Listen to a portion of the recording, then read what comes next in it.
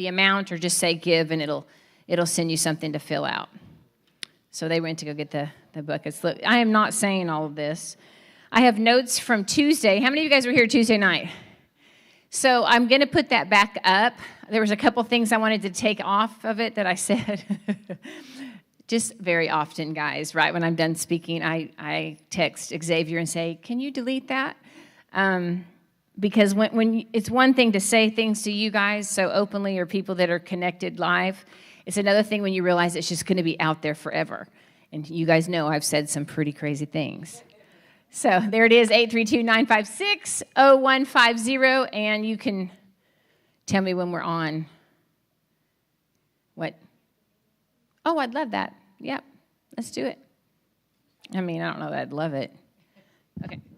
Ooh, it's electric. Okay. So this Thursday, we're having, usually we have meetings with our media team, and they're strategic planning. Sometimes they're really fun, sometimes they're not. And our media team here consists of some people that have been dedicated for several years, many of them since Darren and Sheila moved to Houston.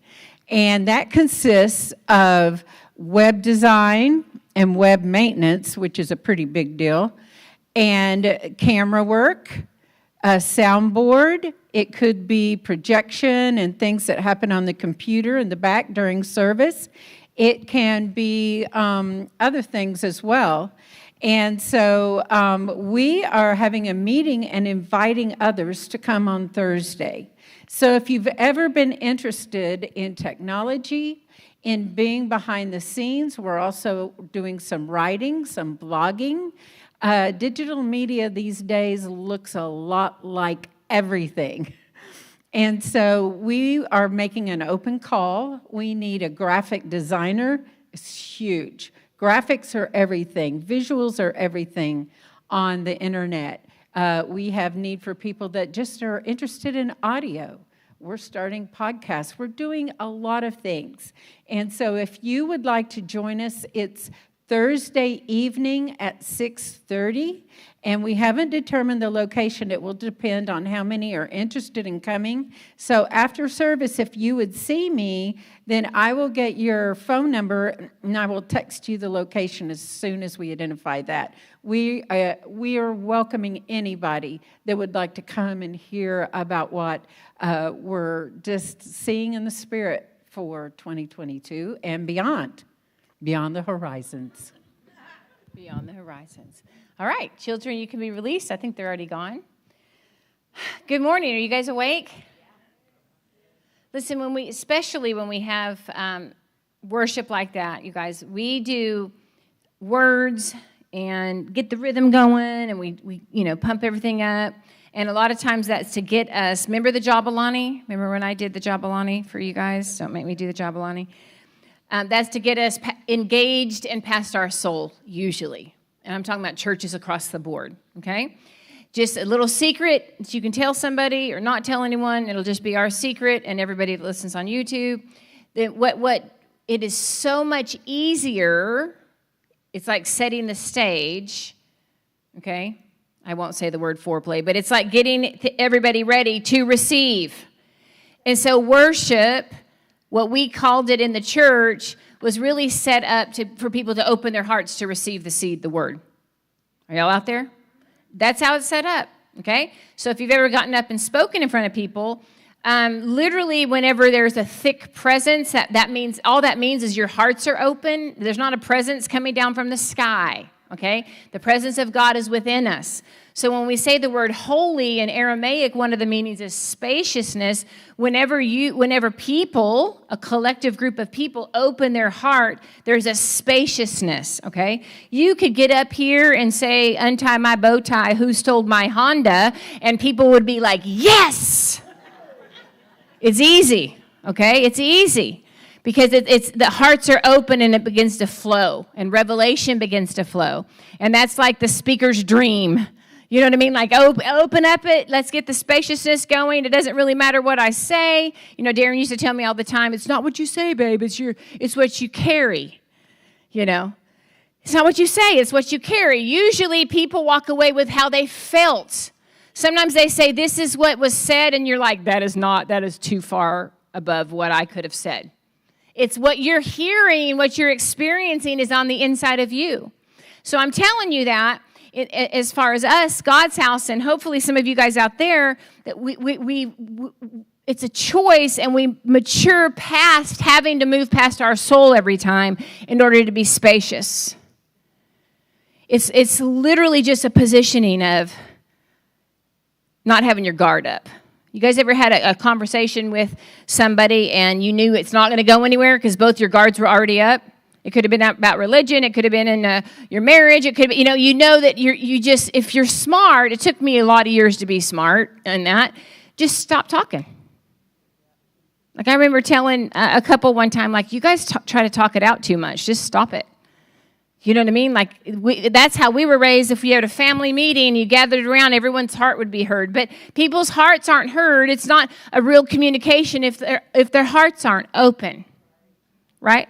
And so it's the same thing, and I'm not saying that for a service per se. I'm saying that for life. You can't miss it with an open heart. You can't miss it. I remember when we very first started walking with God, and it was like, you're so nervous that you're going to miss it, and the church starts teaching you about wrong doctrine, and all the doctrine we know is wrong.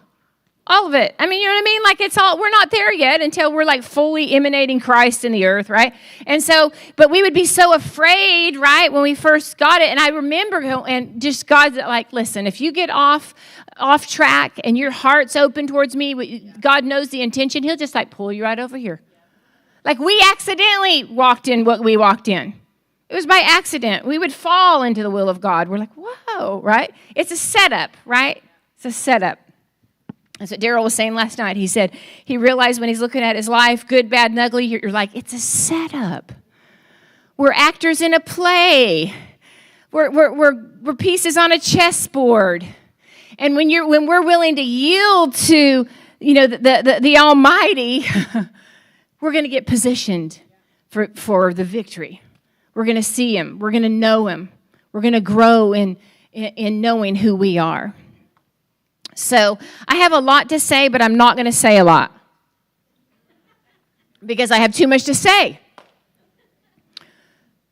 So I'm going to recap just a little bit, few things on Tuesday for those of you guys that didn't listen in. One thing that we're doing is we're learning, and you just be aware of this. Write yourself a note if you need to. I have to continually. I've been in the church for I don't know how many years, 33 years, right? As far as not my raising the Catholic Church, but whatever. And with it, I have to continually tell myself as soon as a song starts playing or whatever that I begin to speak to the God within me. I'm becoming more and more aware to the energy, if you will, the spirit, the breath of God within every cell, within every atom. And it's a shift in your mind. When you're working out, if you'll think about that muscle, they'll even tell you to breathe into that muscle, okay? There's something that's powerful about when we direct our thoughts and we align our thoughts with that's what we were talking about with yoga, or they call them body prayers, things that you can move into. And it's the same thing in worship. Like you move your body into it. I remember being so depressed, and I would get into worship and I would feel it lift, right? As soon as I would quit, I would go back and do an atmosphere. And so I would just be like, most of the time when I'm yelling and shouting, it was for me. It was because that's how I had to get past what I was feeling and the reality that I thought was real. Are y'all out there? So let me read you this. This is kind of cool. Thomas Edison. I was just reading a little bit about atoms and the whole setup, and I don't act like I'm not a scientist or a biologist or any of that, but the smallest unit, the smallest thing that we know of is an atom that we've discovered, okay? And then it goes up, it goes from there. So you have atoms, then molecules, and organelles, cells, tissues, organs, organ systems, and then organisms. And each one of those things are components that build up the next thing. And literally, what does that mean? Literally, it begins with an atom, as far as we know, and then it moves into a being, a physical being, whether it be an animal or a person or plants, things like that. So one thing that Thomas Edison, you guys know he was an inventor in the late 1800s, he said, Edison stated that he believed the cells in the human body possessed intelligence. These cells taken together constituted a community made up of his innumerable cells or inhabitants. I wake up, and I got away from it for about a month, but I wake up and it's like I'm saying hello to me. The physical me, the metaphysical me, by my higher self, the spirit me, okay? And I begin to say and recognize that every part of me is in God, of God, is God, okay? There's not separation. Because we have believed things, our reality has been different. So I wake up and I start becoming aware of my cells in every part of my body. And you can find a picture of a cell, you can find a picture of an atom, and I begin to see God ruling, the breath of God ruling with me in those cells. As I'm doing that, I'm restructuring my body, health in my body, life in my body. I'm bridging the gap of separation that my mind thought there was. Because no matter how many times we've said it, those of you especially that have been raised in the church, we did picture heaven somewhere else. We did picture God far away in the sky, right? That's why we still, it's a bow down like this. We know that he's majestic. We know that he's everywhere. But do you know that they even are saying that an atom is a small universe? I had some pictures I should show you, but I didn't send them to these guys. But when you look at the waves in a brain, it looks just like the universe. So I just figured that if we start there, if we learn how to rule as gods, right, over these cells, these atoms that have been given to us to rule over, that sounds so authoritative, to release the life of God through, okay? Once that level of alignment happens, there's nothing we cannot do.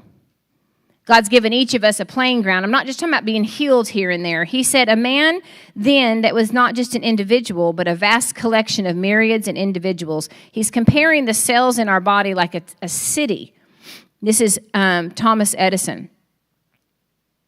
Thus, the intelligence of a man consisted of the combined intelligence of all the cells or entities within him, as a city is made up of combined intelligence of all its inhabitants. Upon the death of the body, these cells become separated and diffused, yet persist in some new form. They serve over and over again. They live forever and can no more be destroyed than matter. They're not destroyed. You remember the scripture? I talked about this Tuesday night when he said that if you don't bear fruit, you're going to be cut off and then burned in the fire. And we made that out to be cut off from God and burned in the fire of hell because we're just morbid people. I don't know. But even one that's burned, even a branch that's dislocated and burned, it just changes forms. It actually goes back into the soil, and the ashes were used in the soil to give nourishment to the tree representing Christ. So it's coming back around. It's changing. That's the alchemy. That's the fire of the fire. Always, when it says wrath, it always meant passion. It's the passion of God that He's forming us into Christ, a mature Christ. I drew that out last time. We won't draw it out. Since an atom has an infinite number of protons and neutrons, it will generally emit particles until it gets to a point where its half-life is so long. It is effectively stable. Get this. It undergoes something known as alpha decay. And its half-life, I'm talking about your atom in you, which you're made out of, this part of us, okay? The part that we thought was separate. And in its half-life, it's over 1 billion times longer than the current estimate age of the universe. When an organism dies, their atoms do not die. They just assume another form. Atoms go from being organic tissue to dirt, and then it goes on and on. Okay? God is bridging the gap between when the Greeks came in, it was flesh is bad and spirit is good, which was duality. And even as Brad was saying, it's all God. God's in everything, okay? The reason this is so important for us to continue to grow into this is our manifestation in the earth. We will not manifest in the earth, spirit, or heaven while we think that the barrier of flesh is bad.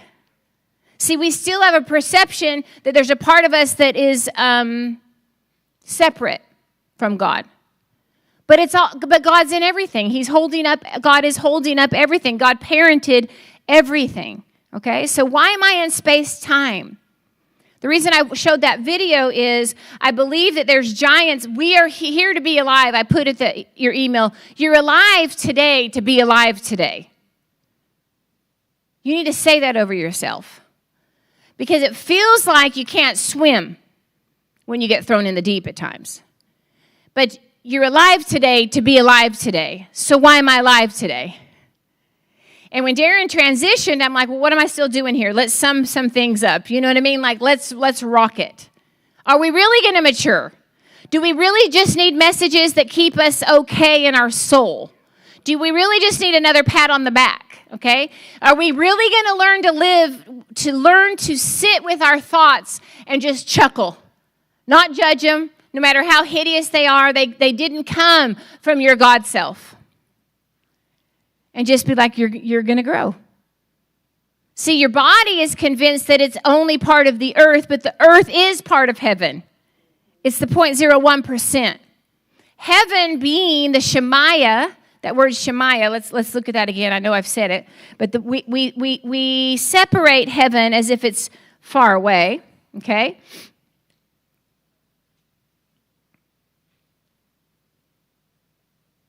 So heaven, Shem, now you guys know that the words in Hebrew and Aramaic, the sounds are what matters. Talk about frequency. We're doing all this stuff, and then I jumped into learning a little bit about the Aramaic, and that's all it is toning and frequency and sounds. It was not about the factual words. And it's blowing my mind because we're like, oh, this is new age, this is a new thing, and none of it's new. None of it is new. This is, whenever it even said the word prayer in Aramaic, it means to entrap the heart of God. It means, today we would say, to tune into it, to catch the frequency. So even as I'm showing this video, which the video was about the frequencies, the things that are going across the earth that we won't get away from, we have to transcend it. Okay? The reason we're learning to not listen to our mind and our emotions, because our mind and emotions have perceived that they're attached to the earth. Just the earth. Okay? We're scooping up our mind and our emotion. We're saying, you're coming with me into heavenly places. So when I said we're going up, I know we're already seated there, but the reality in our mind is telling us something different. So we're leading the way. Who's leading the way? It's like I told you when I was about to get on the plane and I'm going to Florida. My body was responding like a kid. I did not want to go to last time I was there, I was with Darren. Last time I saw Kirby and Fiona, I was with Darren. Beautiful things happened. I did not want to go back by myself. It was like the reality was setting in that this was a new day. Okay? And I can't even explain all that was going on. But by my spirit, or by the breath of God that's in me, by the truth of who I am, okay? I just recognize that scared little girl that is not rational. Somebody look at somebody and say, fear is not rational. Say that. It's not rational. It's not rational. So you're trying to rationalize it out. Even this whole thing of going, where did this come from? And then getting on this witch hunt of where it came in. Okay? God, when God wants you to see, like your spirit will just show you where it came in. You can go back in time and shut the door and see truth. Okay? But if you're constantly looking for where'd that come in, you're looking in the wrong direction. It's exactly what David was saying, when you're looking at Christ, your heart will become the same rhythm. Okay? So that's the sitting with this person. This part of me is freaking out. My mind's freaking out, but I'm sitting with Christ. So that's the piece that I can't explain. It's a reciprocal thing. I'm experiencing my union while my mind is still freaking out. And I'm not trying to rationalize it because there's no end to that.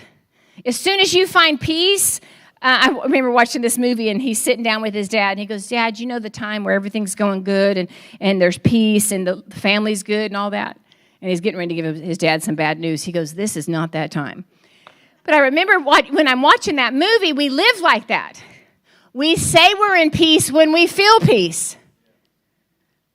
But that's our emotions, and we have not even understood how attached our emotions and our mind have been to a temporal reality. So the word Shemaiah, which is heaven, Shem, it could mean light, sound, vibration, breath, the name. It indicates that which rises and shines in space. Shem, the first part of the word heaven. In this sense, one's name includes one's sound, vibration, atmosphere, or the sign or name that renders.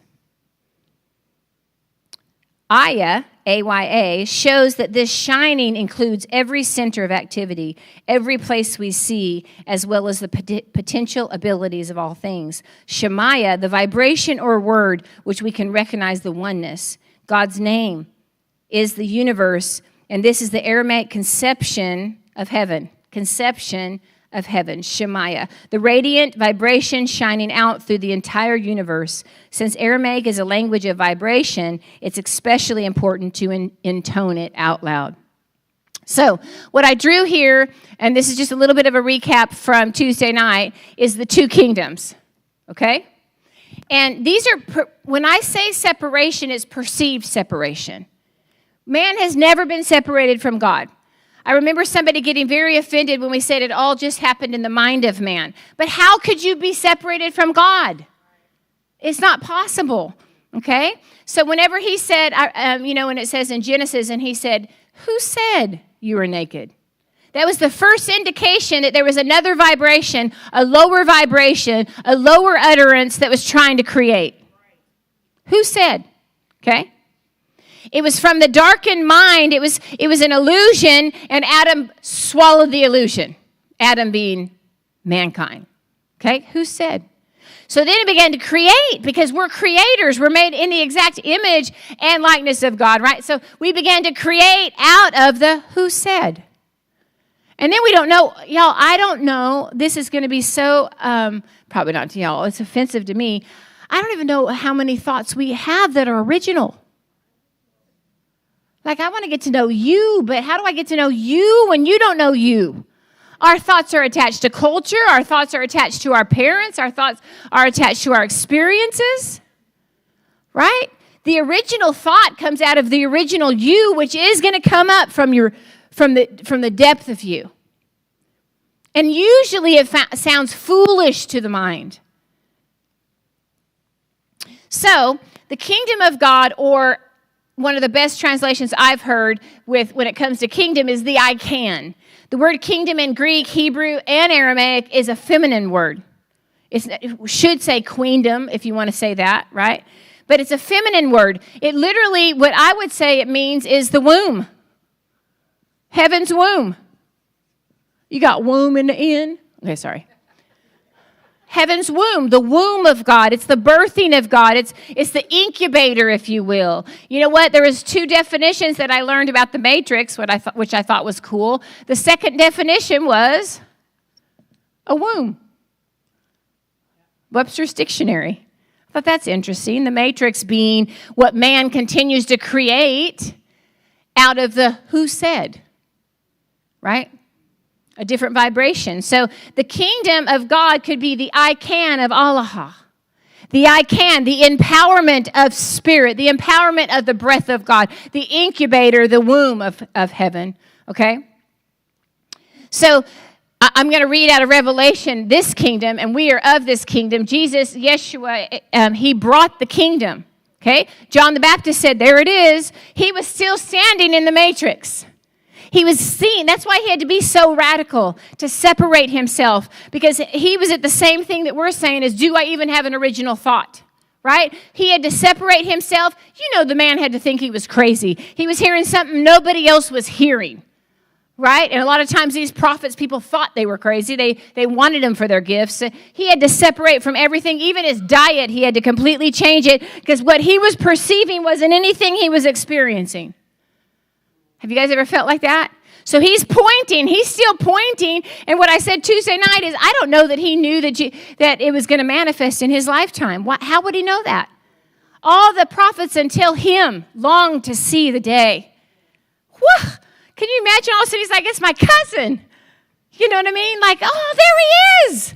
Like, I didn't know I'd have the privilege. There he is. The Lamb of God. That represents the nature of heaven. Right here, he's come to take away our error. He's come to dissolve the matrix. He's come to bring his kingdom to this earth.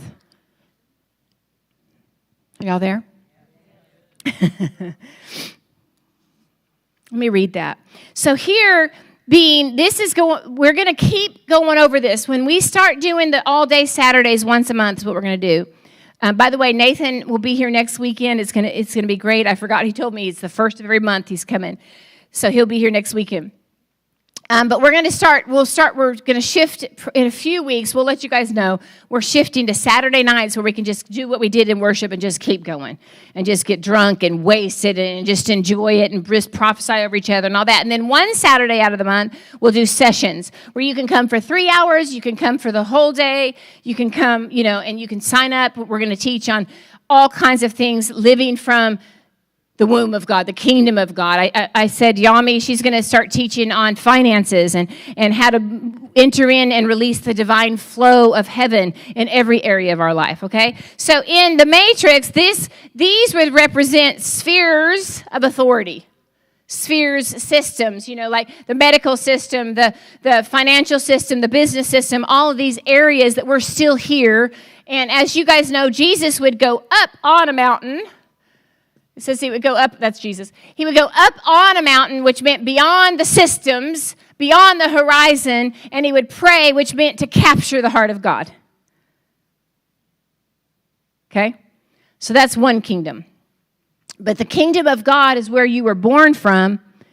When he got up, we were with him, and we were born from a heavenly kingdom, Shemaiah, not heavenly far away, right here within ourselves. As we tap into it, as we understand that it's all through us, it's everywhere, we manifest it. Okay? Revelation 22:1, then the angel showed me the river of the water of life as clear as crystal, flowing from the throne of God and of the Lamb down the middle of the great street of the city. On each side of the city stood the tree of life.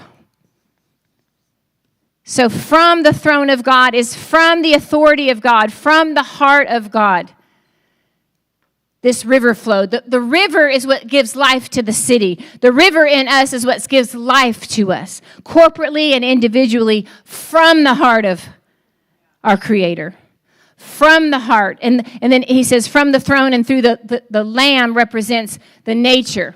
Okay? It says on each side of the tree of the river is the tree of life. So there's 2 trees now in the kingdom, and they're both the tree of life. I believe, I don't know, maybe not, but I believe that it's the tree of knowledge that represents the carnal man that's been fully redeemed in the kingdom. That it's already fully redeemed. Talking about the kingdom that we are learning to live from, that's within us and manifest here. Okay. We'll go on down. Let's see. On each side of the rivers to the tree of life. Go on down. Figures to live these fruits. Okay. 3. Well, it goes on and it says the leaves are for the healing of the nations. That word healing is therapia. It actually means it's really reversing the physical condition. Okay. So the carnal man has been fully redeemed. We are operating as the living tree, the tree of life, which is Christ. The leaves heal and transform the nations. Like literally the transformation comes from that space. And then it goes on to say that there will no longer be a curse. Now, we know that the curse has been removed, okay? But we also know that people are still operating on it in this natural world. And as we tap into Shemaiah, the heavenly, the Spirit of God within us, we manifest heaven in the earth. I know we've said it, but we're going to say it, and I want you to meditate on it. I want you to think on it, because we've had the mentality that we still have to pull heaven down from somewhere. We have to connect finally. And our emotions say we connected. We pull it down, and then we release it. But we're already carrying heaven.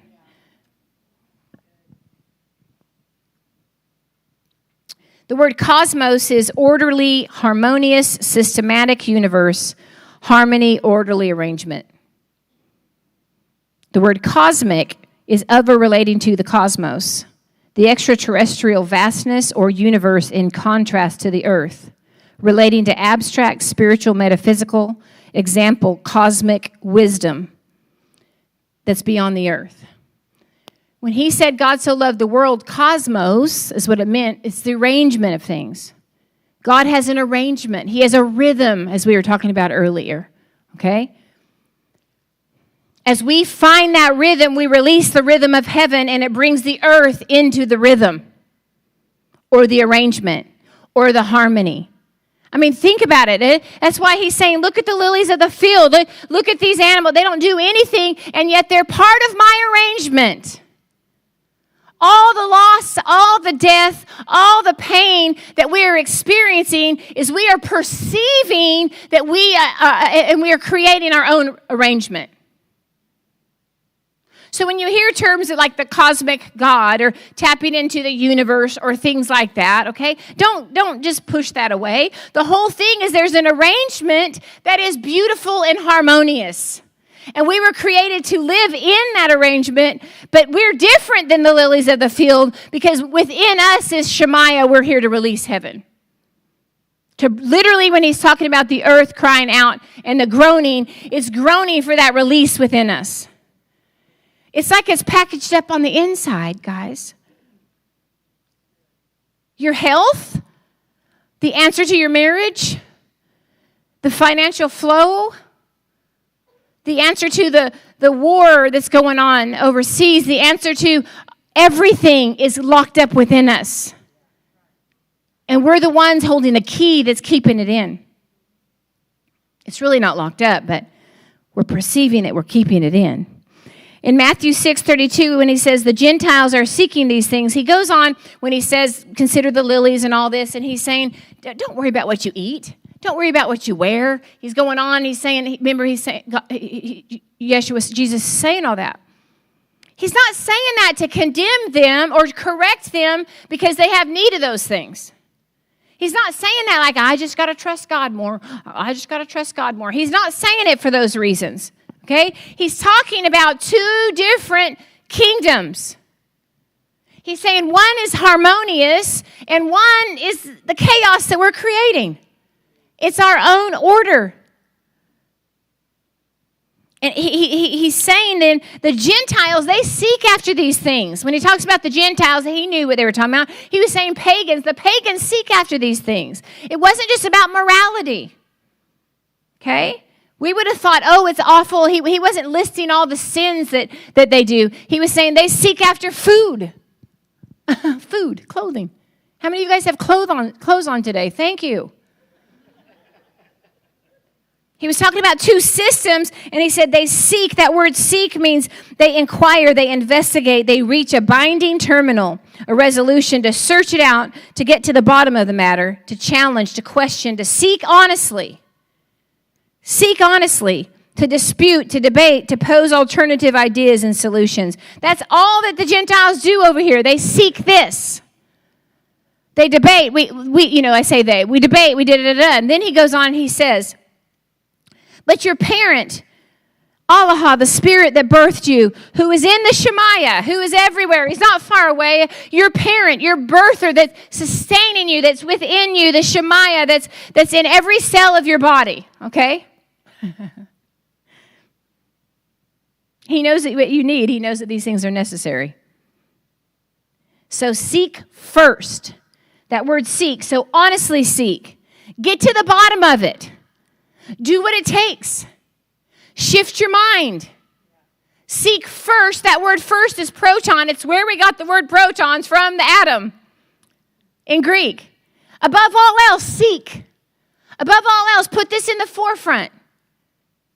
Seek first the kingdom. Seek first the I can. Seek first the way that God operates, the womb of God.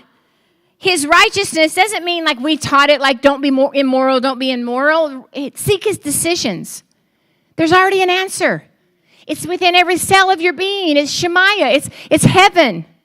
It's never been separate from you. It's the parent. It's what's birthing you now. Abun, the father, the parent of all is birthing you now. You haven't been birthed in time and space. You're being birthed. You're in the incubator. You're being matured. Seek first that. And all those things are going to just be there. It's a matter of attention. It sounds like effort. The reason it's effort is we have already trained ourselves to live and seek from here. That's the effort. It's really not effort, okay? It's not effort when he said, come and follow me. That word in Aramaic is, come on, I'm going to take you on a journey. If I took you to India and you'd never been to India, I'll never forget when we went to London and we went to Italy. And my mother went with us. She was, I don't know, in her 70s at that point. But me and my sister and my mom, we took a train. Darren didn't want to mess with us because he figured we'd get lost, and we did. Thanks for your protection. But anyway, we took a few trains over the Mediterranean, and we ended up in a little town. We didn't know that they shut whole cities down. Like their fiesta or whatever, siesta, is like for a day. Like we had to eat food from a gas station. We're in Italy, for heaven's sakes, right? But anyway, I'll never forget, it's when you're in that space and somebody knows what's going on, they know what's happening, you just put your complete reliance on them. You're out of it. You do not know. You do not know. You don't understand the language. You don't know the direction. You may have fear and anxiety, but you know your opinion doesn't really matter that much because you've never been there before. That's what he was saying. When he said, follow me, they understood it was leaving everything that they already knew. The pain is, in our American church, let's dim the lights. If anyone will just kind of flick their ear if they want to repent, you know what I mean? Like, don't go too much, you know? Are you comfortable? Is it too hot for you? Right? If anybody wants to respond to God, you know? We didn't know that it was giving like going on a journey where you know nothing about. You go to other countries, which I was just thinking of Red China as when we were worshiping, and you know, for years, you guys, they would not tell anybody where they're going to meet. You just have to hear. And you'd go out into a field, and there they were. And sometimes they would gather together and worship in silence. They understood the technology. They had to tap into the technology of Shemaiah on the inside of them. We're talking about transcending the communications and the things that are happening in the world. There's only one way, and it's from the higher space, and we are that. But we have been convinced that we're not that. There's some things, guys, this is so exciting. There's some things we just have to let go. There's some struggles in your mind that you're never going to get to the bottom of it. On what happened, what should have happened, what could have happened, why did it happen. That in the letting go, listen, in the letting go is the spacious place where you can begin to see and hear. I don't like the in-between. I don't like the hallway. That's kind of where what's that word again? Liminal space that Jared said. I don't really like it. Who does? Right? We want a vision. Let's run after the vision. We gather together for a vision. You guys are crazy. You are not those people. You're not here for the vision. No one's even told you what we're doing. I'm so excited to mature. I'm so excited to have heard from the same technology and end up at somebody's house and 10 other people are there because they heard the same thing. That's why we want to get different people on the microphone, because we're just practicing and you're saying, man, that's what I was hearing. Man, that's what I was hearing. That's what we're here to do. It's to mature, guys. This is our opportunity. To be alive right now is our opportunity. And the only pain is us that are kind of hurts to kick against the pricks, doesn't it, Paul? Right? He was kicking against it his whole life. No, man, I'm fighting for righteousness. This is all I know. I'm fighting for righteousness. And then the light shows up, and it's Jesus. And he's like, who are you persecuting? Like, why are you persecuting me? Why are you kicking against me? Why are you coming at me? What's up, bro? Okay. And he's like, well, who are you? I thought I'm doing everything I know to do, right? And he said, it's me. Boom. The awakening began. It kind of hurts when you're kicking against it. There's not pain in the yielding. There's pain in the resisting of the yielding. That's what I so appreciate what you said last week, Diane. Or Tuesday. And she was just talking. She moved here by herself to be a part of the family. Her son's here sometimes. Moved here from Chicago. Had a couple hip replacements, knee replacement. Comes here. The freeze happens. She's frozen in her house. Doesn't know anybody. But she knows she's supposed to be here. And this is the kind of, that's Abraham, right? But then she was talking about waking up and just feeling depression. We've all felt it. But learning to sit with it and say, wait a minute, that was created by something. I'm going to create something else.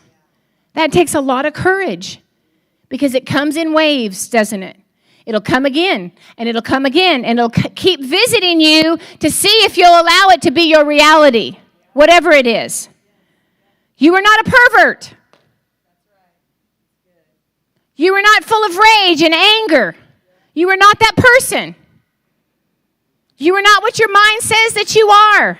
You are not what your father or your coach or society says that you are. Well, you might be. Just kidding. Just because you're laughing. I said that one time I had a message. The whole thing was, you are not a pervert. I just was, okay. All right. Let me say a few more things. Our thoughts manipulate our emotions. And guys, those of you that weren't here, a lot of our thoughts are being implanted in us. Continually, especially if you're watching anything, not just the news, anything.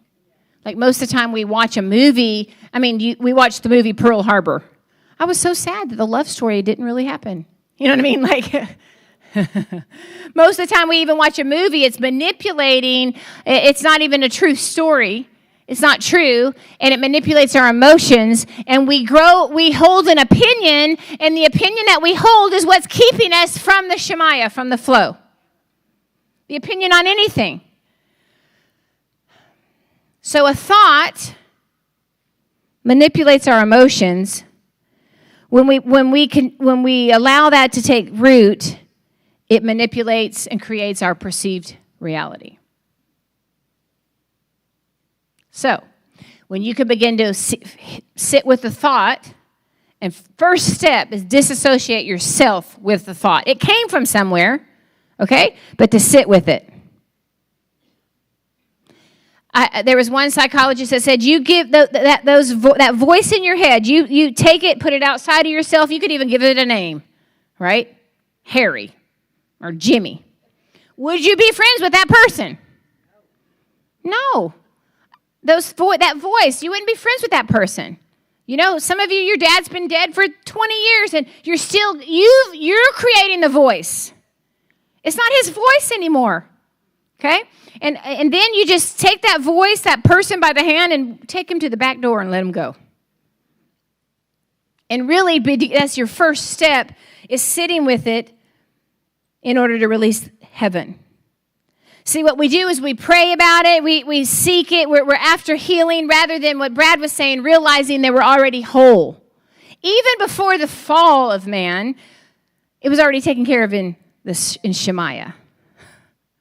And very few tapped into it, but we can tap into it, the truth of it.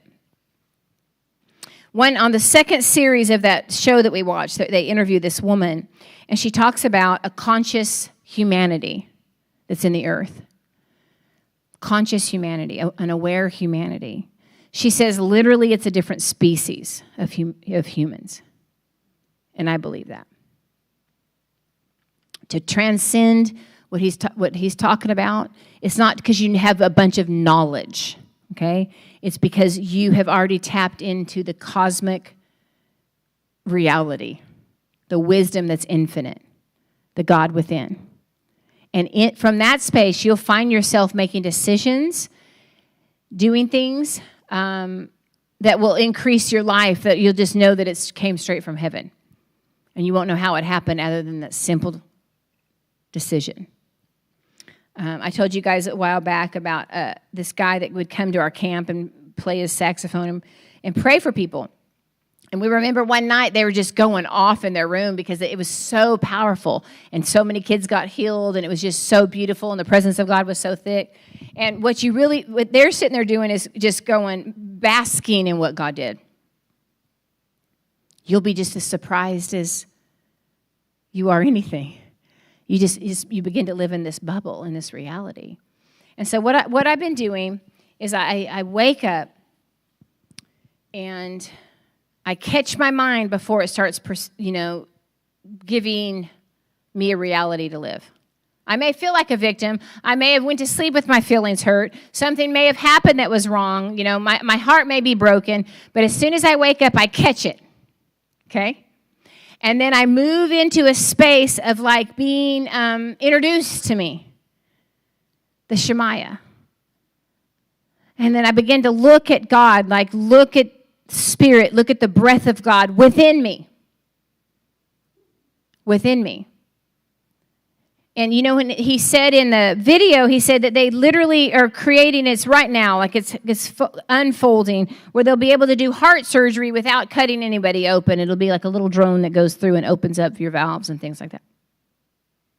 But that technology is already in us, and so I sit there and I go through my body. I let the intelligence, the spirit that's within every cell begin to, go through my body, my organs and things like that. And I begin to explore that universe and see God there. I'm not talking about just being healthy. I'm talking about learning that we are here to manifest Christ. Does that make sense? And so it's a matter, when we say the word consciousness or awareness, it's a matter of giving your attention to until you see. Does that make sense?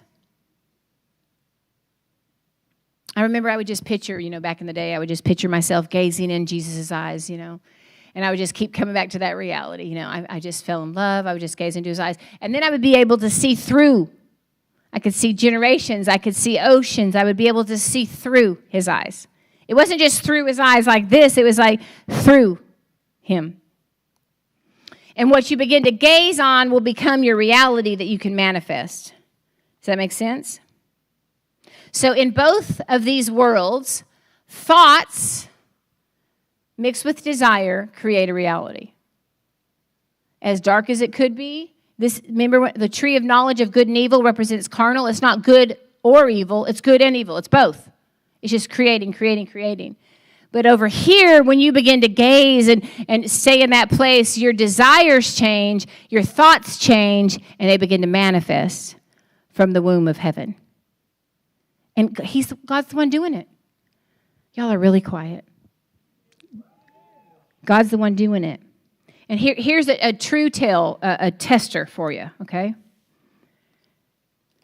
Love and fear. That's it. Okay? We either create from love, which is always from here, or fear. Self-protection is fear. You could be making a decision in your finances, in relationships, in risks, whatever.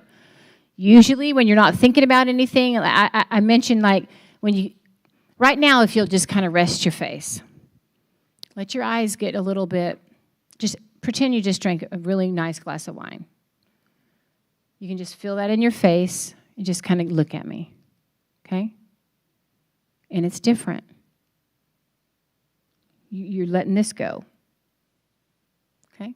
Some of you guys have never had wine. You're welcome to come to lunch with me. I'm just kidding, I'm not going to have wine. I don't go drink wine. But it's in that space where you begin to hear and see. it'll almost feel, if you haven't, like it's your peripheral vision. It'll be thoughts that come up that are just like, But if you don't catch them, right, then you can't make them reality. So when we continually say we're resting our mind, or we're breathing or doing different things like this, that's all it is. That's all it is. It's coming to a place where it's spacious, where there's activity that you begin to see and hear. I saw this quote, and it said, when will humanity mature? When will we mature enough to be childlike? And that's what this is. It's coming back to that space again. Okay? So what we're doing is we're releasing what we thought mattered. From that space, we release what we think has to happen. I release what I think needs to happen for my joy to be complete.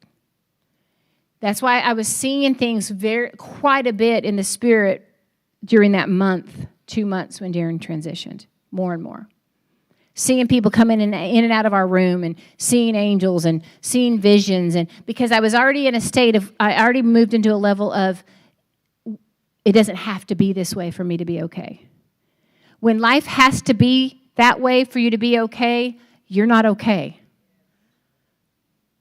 When that person that has to change, and then that your child, and like, you can be at peace no matter how your child acts. You can be at peace no matter what's going on with the government. Peace isn't from this space. It's not from here. It's from this space. And it's a river. And it comes from the throne of God within you. The Lamb. It's the Lamb. It's peaceful. It comes whenever you think it's not even rational that you have peace, but it's there. You're drinking it. You're living in it, you're basking in it, and you shouldn't be. People think you're an idiot, like you should be running and screaming and yelling and panicking and pick a side. They always wanted Jesus to prove it or pick a side, and he wouldn't do it. Because he lived in a whole different reality. And then from that reality, he was able to see the seeds in people and where he could harvest. He literally came here to harvest mankind. Harvest what? Harvest mature sons, mature daughters, those that could govern with them. From that space. Why don't you guys stand up with me? I know we got up early, some of you. Sure.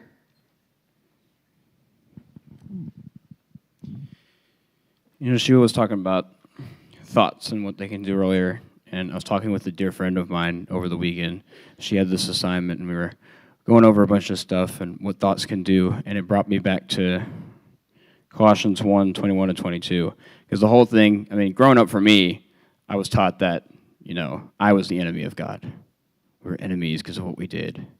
And I was like, that's full of crap. Where did that come from? And so this Passion Translation, but it's even though you were once distant from him, living in the shadows of your evil thoughts and actions, he reconnected you back to himself. So it's the thoughts that distance us from him. You know what I mean? Dad, real quick, is the lyrics that you had Lean, or was it Dear Me? Which song is it? Dear Me? It's Lean? Okay. Can you come up here real quick? So, when Mark, we love you, Mark. We're thinking about you. When he was down here the last day, Mark is a dear friend of ours from, he lives in Australia. His family's originally from Ukraine. He came here because God told him to. There's a whole crazy story. But on the last day he was here recently, me and Travis were driving in the car, and we're like, hey, play some music that you listen to. There's a woman by the name of Nicole Nordman, and some of the songs that she has is incredible. There's a song called Dear Me that's literally Monica. I don't know where Monica went. Monica, she's back there. She led us through an encounter years ago on a Saturday night, basically bringing her. She was talking about having an encounter with her younger self. And that's essentially what the lyrics to Dear Me are. But I showed my dad the Nicole Nordman song, and it spoke to him pretty profoundly. We were on the way to an auto show, and he's like, stop the song. Hold on, I gotta breathe. Hold on a second. So just close your eyes for me real fast. And Dad, you go ahead and just read the lyrics to Lean. Before I do this, though, while your eyes are closed, say the word lean inside your mind. Erase everything else. Because when you lean, that means you can't stand on your own. You lean next to something because that is your support. That's your foundation. Who is our foundation? Who are we one with? Who do we lean into?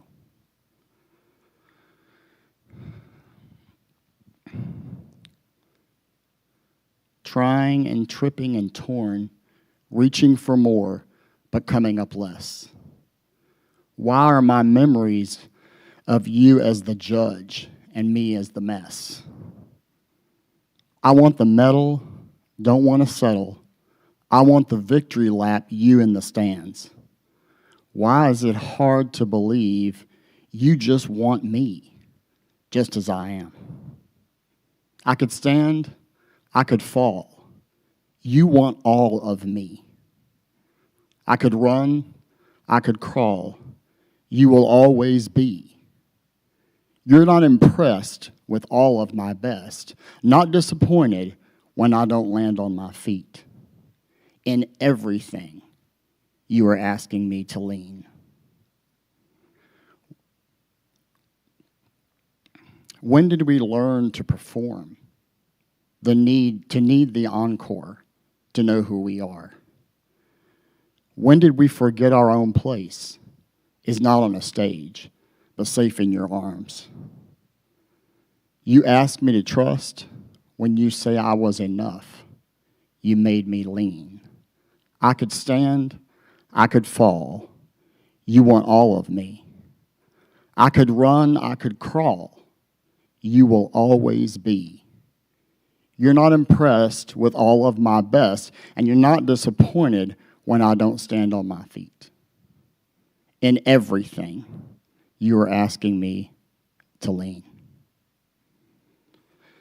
I don't know who that is supposed to speak to this morning, but last week I wrote these lyrics down to this song in the middle of Sheila's message. Today I wrote them in full again. So I know someone in here or more needed that message. What I would ask you to do is look up Nicole Nordeman and listen to this song, because it has completely changed me.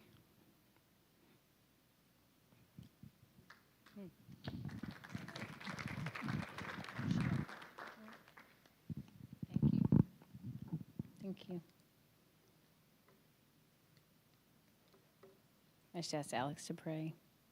Whenever he said that his family recently lived there, he means they packed up and left whenever it started bombing. They were in the capital, his twin brother and siblings and parents. So we're praying for his family and his loved ones that are there, and some of the images that we see. A lot of what we're seeing, guys, is not true. We got to go back to the intention. We got to mature past it. But what is true, and what Alex has been saying, she cried all day, are the images of people that are releasing love for their homes. Whatever's going on politically, John Crowder put a quote up there, and he said, old men, it's something like this. It was from one of our presidents, but old men strategize war, but it's young men that give their life. And so whatever's going on politically and all that BS with the systems, it's still people that are giving their lives on both sides, you know. So what I was so emotional about yesterday, and I've just still been emotional, I can barely think about it without, there's an immense amount of energy going on right now, was just the civilians taking up arms to fight for their families, because we've been so numb and we've been so just taken what we've been given, and now the world is watching this play out and watching people stand and fight for what they love, their family and their friends. And they're, you know, so it made me so emotional to just see your average person say, I'm not gonna take this. We're gonna fight back. And they're passing out guns to 14-year-old children that are willing to say, we've had enough. And I know that there's another level of awakening happening through this because the world is watching these people. And there's a fight within love, a righteous fight within the me that was even just been reawakening as I watch this to say, this is enough. We're drawing a line. This is where we say no. And it's just made me so emotional because my heart is just there. And watching these people just protect their families. And then also watching these people in Russia protesting what their government is doing and standing against their government and being thrown in prison because they're also willing to stand up and say, this isn't right. And then what he was saying with the video of the Russian soldiers not knowing why they were even there, the confusion and all of it. But there's something going on right now in the world, and there's a reason that we're all watching the same thing. And there's an anticipation, and there's an energy, and it feels really afraid. You know, my boss, she's 86 years old. She was alive during she was alive during World War II, and she actually lived in Germany after World War II had happened. And because she was an American, she said often German citizens would drive their car up on the sidewalk to try to hit her because she was an American, and they were upset that the Americans were still occupying the country. So she was telling me how afraid she was because she's had this experience, right? And I said, Marilyn, don't be afraid. This isn't about having fear. I said, this is going to awaken people that have just been numb and have just laid down and lived in their little bubbles. And it's time to pop those bubbles and awaken to what is happening outside of what's just happening in our world. And there's a righteousness in it, even though it feels very scary. There is a righteousness, and it's going to call people to awaken to who they are. Because when you stand in your true identity, you're not standing there meek. It's in a powerful, it's in a strength. The highest level frequency is love, but love sometimes looks like a righteousness. It looks like standing against what is not right. And so my heart has just been swollen. And so God, we just open our hearts as we watch this unfold.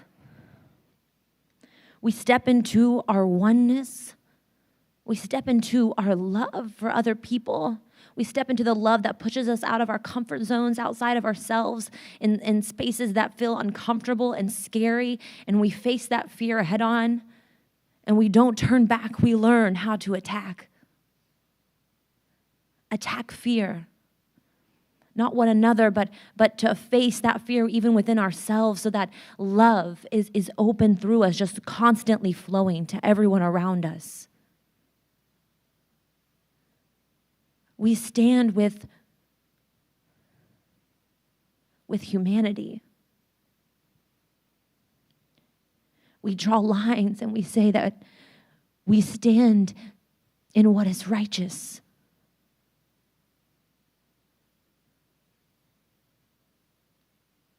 The number one fear in the world is death. And these people do not have a fear of death because they're willing to lay their life down for their family. How powerful when there's no fear of death are you? We lay down our fears and we stand on top of them and we allow love to flow through us. We allow righteousness to flow through us. We awaken to what is going on in the world around us. We are here for a reason. We are here to make stands for our children, for our children's children. This has been so much of diminishing what was, of trying to just get off the planet into moving into, no, I'm going to change the planet. I'm going to leave it different than how I found it. I'm going to teach my children what it means to not be afraid of anything. And that only comes through love. Because when we're in true love, when we're in agape, there is no fear. And the willingness to lay down for what we believe in is not even a sacrifice. It's an honor. and the honor that we're seeing in these people, the fearlessness that we see in these people, I say we speak to that and we say, awaken the world. Awaken the world. Awaken people's hearts. Awaken to love. Awaken to righteousness. Awaken to oneness. That we're all so connected that even as we watch this on a TV screen and when we're being projected different things and we're not knowing what's true, that we can feel truth within us, that we can go within and we can feel what truth is. And we can connect there and we can give love to people that we don't even know. And we can give love to families that need it.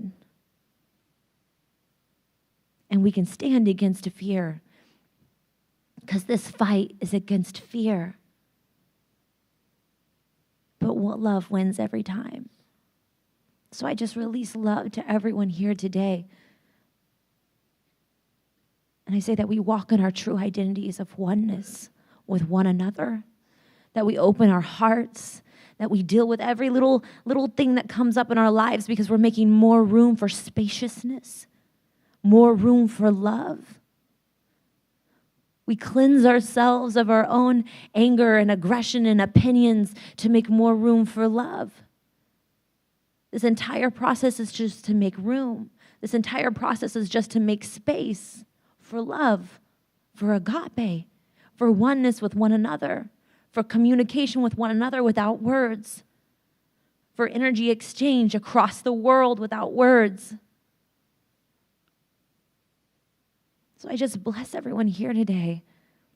I bless you in your process of creating space so that love can flow through you. It's not always easy. And I say, let what's happening awaken our hearts to go deeper, to go within, to find peace, and to release that everywhere we go. Amen. You guys are released? Y'all are released. The youth are going to meet in the hospitality room. If you're a teenager, you're going to meet in the hospitality room. Trying and tripping and torn, reaching for more, but coming up.